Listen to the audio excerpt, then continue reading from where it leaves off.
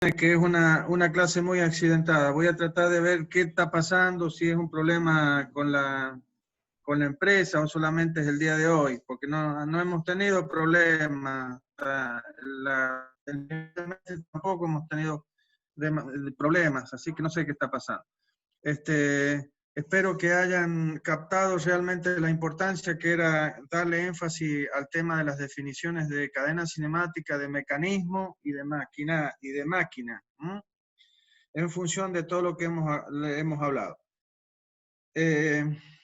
Bien, vamos a otro concepto importante de lo que es los mecanismos, y son los grados de libertad de los mecanismos, ¿sí? Los grados de libertad del mecanismo, a diferencia de los grados de libertad de un cuerpo, ¿sí? Hay que tener claro este concepto. Los grados de libertad de un mecanismo es un concepto fundamental tanto para la síntesis como el análisis de los mecanismos. Cuando hagamos la síntesis, que es básicamente el encontrar al mecanismo, encontrar la longitud de los mecanismos, generalmente va a ser muy interesante saber cuántos grados de libertad va a tener ese conjunto de eslabones y juntas que nosotros vamos a sintetizar. Porque esto tiene que ver con la forma en que vamos a mover a ese mecanismo, básicamente. Entonces, hay dos definiciones acá en el libro Norton sobre el tema de grados de libertad de un mecanismo. Uno dice que es el número, los grados de libertad son el número de entradas que yo necesito dar, proporcionar, definir, a fin de lograr controlar el movimiento de salida de un mecanismo, o sea, lograr un movimiento a la salida que sea deseado, básicamente. Otra definición que hay ahí en el libro dice, es muy parecida a la definición de grados de libertad de un cuerpo. Y eso es lo que yo quiero modificar, básicamente, porque en el libro dice muy parecido a la definición de cuerpo. Dice, es el número de coordenadas independientes requerido para definir su posición. Ahí el libro no da bien la idea de lo que es el grado de libertad de un mecanismo en función de esa definición. Entonces, yo la modifico un poquito diciendo que el número de grados de libertad de un mecanismo es el número de coordenadas independientes que debo establecer, ¿sí? Pero aquí le agrego un parrafito más, de tantos eslabones como grados de libertad tenga el mecanismo para definir su posición. Fíjense que la definición es muy parecida a la del número de grados de libertad de un cuerpo, pero en el medio de esa oración estamos ingresando de tantos eslabones. Entonces, es el grado de libertad de un mecanismo, el número de coordenadas independientes que debo establecer de tantos eslabones como grados de libertad tenga el mecanismo para definir su posición. Adelantándome un poquito, ya un poquito mejor, quiere decir que si yo tengo un mecanismo de un grado de libertad, quiere decir que yo tendré que saber de un eslabón, ¿sí? Todos los datos necesarios. Es decir, ángulo de ese eslabón, velocidad angular de ese eslabón, aceleración angular de ese eslabón, todo lo referido a ese eslabón.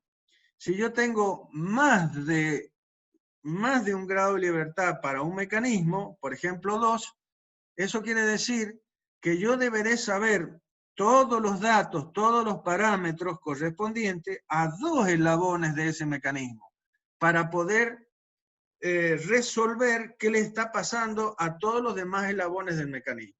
O sea, cómo se van a mover, con qué velocidad, con qué aceleración y qué ángulos van a tener los demás eslabones que conforman el mecanismo, básicamente. Esa es la idea. Entonces, esas son las 2 definiciones básicas de grados de libertad de un mecanismo. ¿Sí? Bien.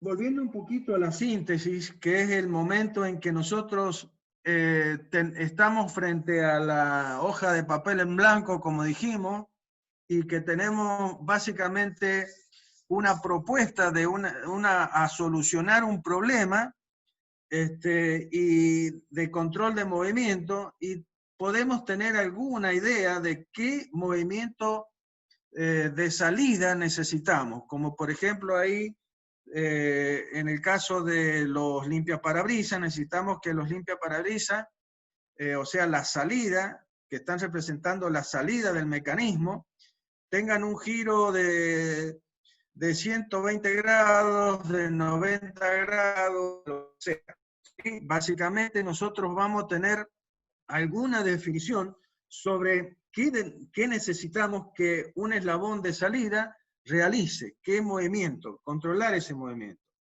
Ahora, para lograr ese movimiento de salida, poco vamos a saber en ese momento, porque todavía no hemos sintetizado nada, cuántas entradas vamos a necesitar para obtener esa salida, ¿sí?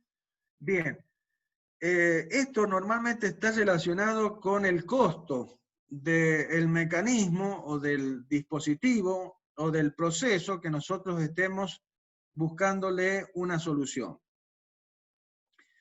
Ese número de entradas que hablamos, que se necesitan para lograr una salida predecible, una salida deseada, está generalmente representada por un actuador, un accionador,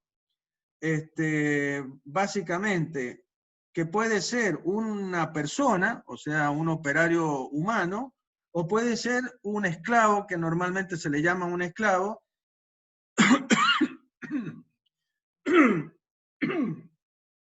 Perdón, disculpen. A este operador, a este actuador, que puede ser físicamente representado por un motor eléctrico, por un cilindro neumático, por un cilindro hidráulico, por un solenoide, o sea, cualquier dispositivo que genere una energía de entrada para que pueda mover a ese mecanismo y logre un movimiento de salida deseado. Bien, si nosotros logramos que el mecanismo sea de un grado de libertad, por ejemplo, el mecanismo del limpiaparabrisas, si ustedes ven, yo puedo mover las escobillas gracias a que a través de un motor que no se ve muy bien porque el GIF es bastante, pero en el extremo de esta barra azul, que es el acoplador, acá está colocado otra barrita, se ve a veces muy chiquitita, que es movida por un motor. Entonces el mecanismo está formada por esa barrita pequeña, que es la manivela, que es la que gira a 360 grados, este acoplador, ¿sí? Y a la salida estarían los limpiaparabrisas. Es como el que vimos más adelante cuando empecé, este que está acá. Entonces yo tengo al motor, tengo la manivela de entrada, que es la celeste, el acoplador, que es la verde, y que se une ¿a quién? A esta otra barra amarilla, que es toda la salida, y se prolonga en las escobillas, que es el eslabón de salida. Entonces, yo con este motor hago girar la manivela, el acoplador o biela le transmite el movimiento al eslabón de salida, que es un balancín, y logro el movimiento, básicamente. ¿Ah? Entonces, es lo que estamos haciendo acá. Es decir, yo este mecanismo que ya vamos a ver, se llama cuadrilátero articulado, es un mecanismo de un grado de libertad. Por lo tanto, yo puedo mover a este mecanismo con un motor, nada más. Colocando un motor en uno de los eslabones, ¿sí? La cantidad de actuadores que necesito es uno solo, porque el grado de libertad del mecanismo es 1. Ahora, puede suceder que la cantidad de grados de libertad que tenga el mecanismo sea más de 1. Entonces, ¿qué quiere decir? Que, como decía anteriormente, el número de entradas o actuadores que voy a necesitar, si el mecanismo de 2 grados de libertad, supongamos, va a significar que yo voy a tener que colocar 2 motores, 2 actuadores para poder controlar a 2 eslabones de ese mecanismo y de esa manera controlar el movimiento de todo el mecanismo. Bien. ¿Qué sucede? ¿Qué diferencia habría entre tener un mecanismo de un grado de libertad que necesita de un solo motor para moverlo al mecanismo, para controlar, y un mecanismo que tiene 2 grados de libertad, o 3 o 4, no importa, ¿sí? La cantidad por encima de 2, pero que necesita más de un actuador para moverlo, o sea, para controlar más de un eslabón para poder controlar el movimiento total del mecanismo. ¿Qué diferencia habría ahí? Además de que tengo que gastar más plata en comprar más actuadores, ¿sí? Y después tener más mantenimiento porque tengo más elementos en el mecanismo, ¿sí? Hay algo más importante que eso, y es el hecho de que yo voy a necesitar un procesador, o sea, un elemento inteligente que puede ser el cerebro humano o puede ser un elemento como un programa de computadora que sincronice el movimiento o controle el movimiento de las 2 entradas para lograr finalmente que la salida sea la deseada. Es decir, los 2 motores no pueden girar como se les dé la gana, tendrán que moverse en fase de tal manera que ese movimiento de entrada conjunto dé como resultado un movimiento de salida deseado, ¿sí? Esto lo podemos lograr a través de una computadora, a través de un programa de computadora y accionado por una computadora, o puede ser lo que se denomina generalmente una computadora mecánica o caja negra. Es decir, que el mismo mecanismo tiene un mecanismo que va a controlar el movimiento de 2 eslabones. Ya lo vamos a ver cómo podemos hacer eso más adelante, para que el movimiento de esos 2 eslabones estén en fase y logremos lo que realmente queremos hacer. Esto lo vamos a ver, ya van a ver, en un mecanismo que se llama de 5 eslabones, donde a la entrada nosotros colocamos 2 engranajes y vamos a controlar los 2 eslabones a través de un sistema de engranaje. Ya lo vamos a ver más adelante. Y esto va a conformar lo que yo estoy hablando de una caja negra o computadora mecánica, básicamente. Bien. ¿Qué significa esto? Y que es más oneroso, o sea, cuesta más plata todo este sistema mecánico, si el eslabonamiento es tiene más de un grado de libertad. Significa que voy a tener un mecanismo que me va a costar más caro, no solamente por la cantidad de actuadores, sino porque necesito, vuelvo a repetir, de un controlador, ya sea humano o ya sea un esclavo mecánico o electromecánico. no quiere decir que nosotros como ingenieros que buscamos la simplicidad y que estamos obligados a la simplicidad en todo lo que realizamos, porque teóricamente por eso somos ingenieros, agudizamos el ingenio para la mejor solución. Vamos a tratar de buscar siempre solucionar el control de movimiento a la salida con el mecanismo más sencillo. ¿Cuál es el mecanismo más sencillo? El mecanismo de un grado de libertad. Pero esto no quiere decir que no existan mecanismos que tengan más de un grado de libertad.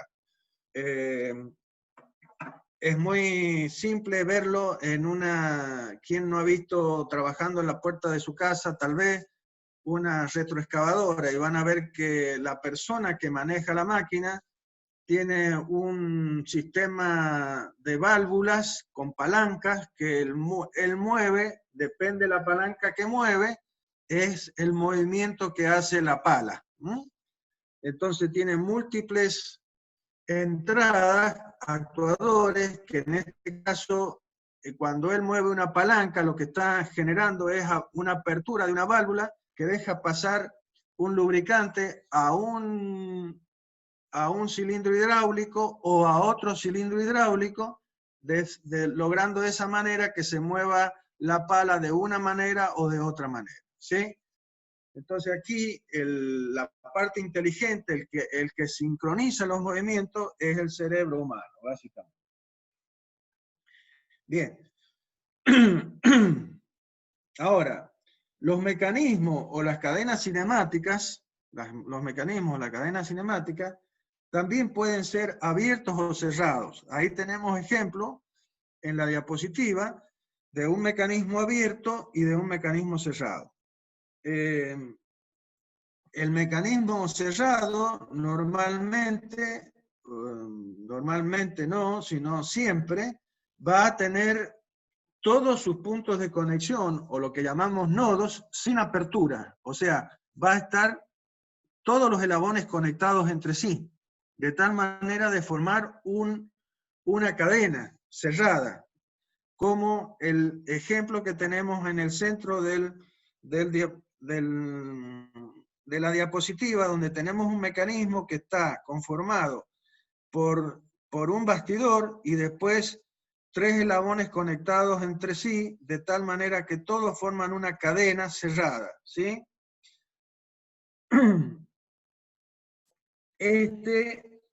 Que ya lo vamos a definir, pero que ya básicamente lo voy nombrando, es lo que nosotros llamamos cuadrilátero articulado. ¿Por qué? Y porque son 4 eslabones articulados entre sí. Y este eslabón, este mecanismo, es el mecanismo de que está contenido en este mecanismo de limpia parabrisas.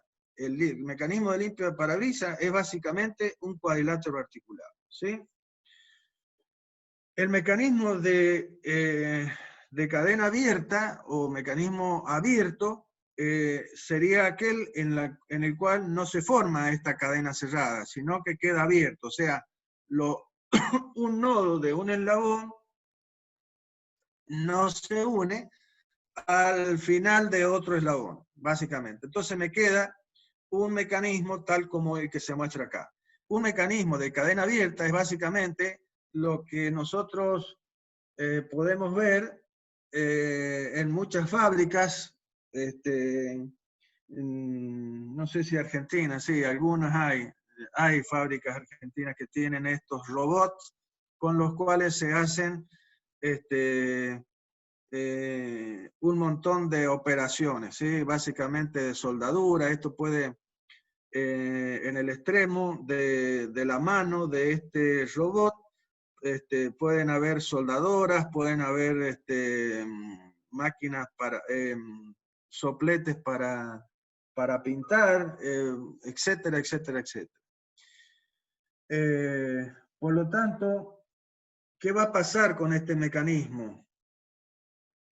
Con este mecanismo en función de este otro mecanismo cerrado, y que va a haber una serie de diferencias en cuanto a los grados de libertad que va a tener este mecanismo cerrado, en relación con los grados de libertad que va a tener este mecanismo de abierto, ¿sí?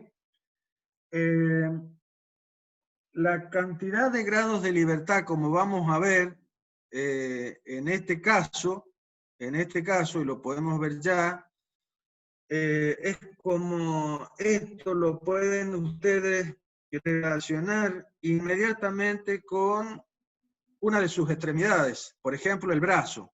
Si yo miro mi brazo, voy a ver que esta pieza, que es el triangulito que representa el bastidor, es básicamente el tronco de mi cuerpo, ¿sí? Este primer eslabón va a ser el antebrazo, este segundo eslabón va a ser el brazo, ¿sí? Y finalmente este tercer eslabón, si yo no considero todas las falanges que tengo en la mano, y la mano la considero como un elemento único, ¿sí? Y va a ser la mano, ¿sí? Esta articulación que tengo acá, entre la mano y el antebrazo, será la muñeca. Esta articulación entre el antebrazo y el brazo será el codo. Y finalmente, entre el antebrazo y el tronco va a ser mi hombro, o el hombro de ustedes. ¿Ah?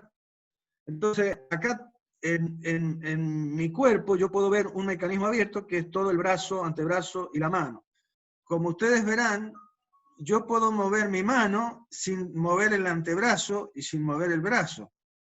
Y así sucesivamente puedo mover todo el brazo completo respecto de mi tronco. Es decir, que cada uno de estos eslabones que representa una de mis partes del cuerpo pueden mover, ¿sí?, en forma independiente una de otra. Y para eso necesita ¿de qué? De actuadores. Y esos actuadores están representados en nuestra realidad de cuerpo humano por los músculos y los tendones que se unen, digamos, entre este eslabón y este eslabón para que se pueda mover la muñeca, la mano respecto del antebrazo. De la misma manera pasará entre el antebrazo, es decir, y el brazo, y lo mismo pasa entre todo el brazo, ¿sí?, y el tronco. Por lo tanto, ¿qué estoy queriendo decir? Que en cada una de estas articulaciones, ¿sí?, yo debo colocar un actuador, debo colocar un motor para controlar los movimientos independientes que tienen cada una de estas partes. Por lo tanto, si yo tengo tres...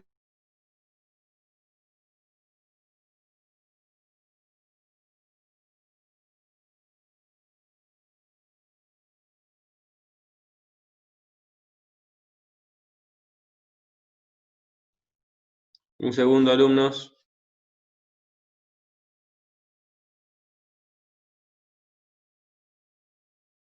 definiciones en relación básicamente a las cadenas cinemáticas cerradas, como este cuadrilátero articulado, ¿sí? Y básicamente relacionado con mecanismos de un grado de libertad que ha llamado restringidos, ¿sí? En el caso de este mecanismo, que es un robot, vamos a tener tantos grados de libertad como eslabones tenga. Y para que yo pueda restringir el movimiento de todo este mecanismo abierto, deberé colocar tantos actuadores como eslabones tenga el mecanismo, en cada una de las articulaciones. Como ustedes ven acá, en el robot industrial, fíjense que en cada una de las articulaciones, estos son los motores. Entonces, cada uno de estos motores controla el movimiento de uno de los eslabones. Bien. Bien. Ahora vámonos al caso de un mecanismo como el mecanismo cerrado. Para analizar básicamente los grados de libertad que va a tener ese mecanismo. Entonces, esto va a depender normalmente del número de eslabones que conformen al mecanismo, a las juntas que tenga y a la interacción que haya entre los eslabones. O sea, el tipo de junta que tenga, que estén conectando a los eslabones, ya sean estas juntas completas o semijuntas, básicamente, ¿sí? Entonces, llegar a la ecuación que define los grados de libertad de un mecanismo es un análisis básicamente lógico, un análisis lógico que hace un señor que se llama Gröbler y que le llamamos la condición de Gröbler. Pero es un análisis lógico. Nosotros sabemos que un eslabón cualquiera, un cuerpo rígido, un eslabón que es un cuerpo rígido, habíamos definido en función de la definición que habíamos hecho sobre grados de libertad de un cuerpo, es que este eslabón tiene 3 grados de libertad, ¿sí? En el plano. 3 grados de libertad. Entonces, cualquier cuerpo tiene 3 grados de libertad sueltos en el plano. Entonces, vamos a imaginar que tenemos un sistema mecánico de 2 eslabones sueltos en el plano. Por lo tanto, si cada uno tiene 3 grados de libertad, este sistema de 2 eslabones tendrá 6 grados de libertad. Perdón, quiero hablar tan rápido que exijo mucho la garganta y comienzo a toser, disculpen. Entonces, ¿cuáles son los grados de libertad que tiene cada eslabón? El desplazamiento en X, el desplazamiento en Y y la rotación. El 1 tiene y el 2 tienen cada uno en forma independiente estos desplazamientos en X y en Y la rotación. Pero ¿qué pasa si, entonces, un sistema de 2 eslabones sueltos tienen 6 grados de libertad? ¿Qué pasa si ahora yo tomo a esos 2 eslabones, tomo un tornillo o perno y los introduzco en los nodos y uno a estos 2 eslabones? ¿Qué va a pasar con el desplazamiento en X y en X de ambos eslabones? Y se van a unificar en uno solo, en un solo delta X. Lo mismo va a pasar con el desplazamiento en Y de ambos eslabones. Por lo tanto, vamos a tener el mismo desplazamiento de ambos eslabones en X y en Y. ¿Qué ha sucedido? Y lo que tiene que suceder, porque este tipo de junta rotacional es una junta completa y por lo tanto restringe 2 grados de libertad. Ahora, todo el sistema, conformado por 2 eslabones unidos, a través de una junta pasador rotacional, va a desplazarse en X y va a desplazarse en Y en forma conjunta.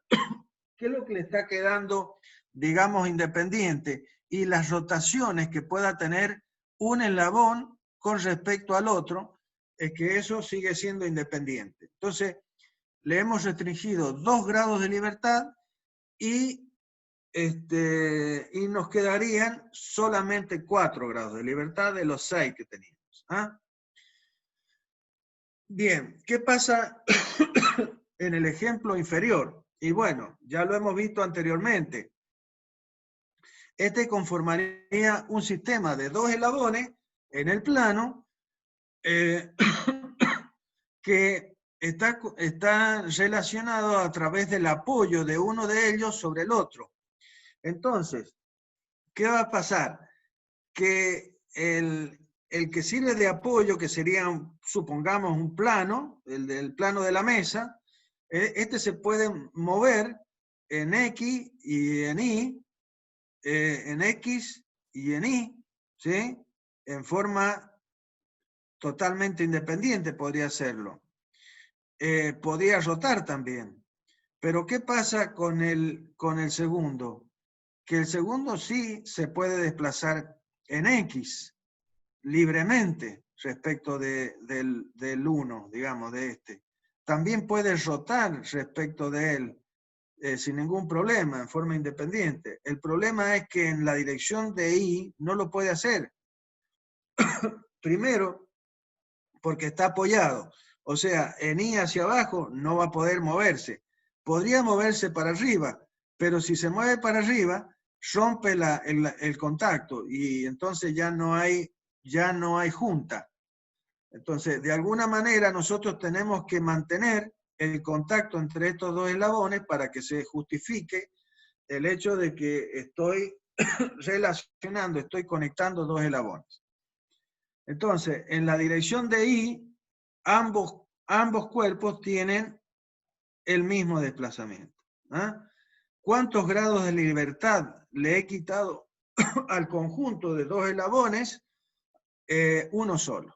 Por lo tanto, este sistema conforma un sistema de 5 grados de libertad. Y esta junta va a ser una junta semijunta, ¿eh? Básicamente. Bien. Entonces, como dije recién, cada elemento suelto tiene 3 grados de libertad. Por lo tanto, si yo tengo 2 o L o N, si quieren ponerle, en este caso le hemos puesto L, ¿a qué? A la cantidad de eslabones, que acá tengo 2, pero podría tener 5, 6, lo que sea. Entonces, ¿cuántos grados de libertad va a tener el sistema suelto? Y va a ser 3 por L, que es la cantidad de eslabones sueltos. 3 por L, cada uno tiene 3, entonces vamos a tener 3 por L grados de libertad en un mecanismo suelto.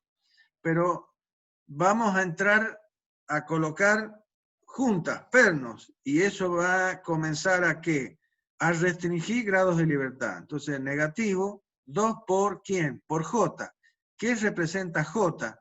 J representa las juntas que vamos a tener.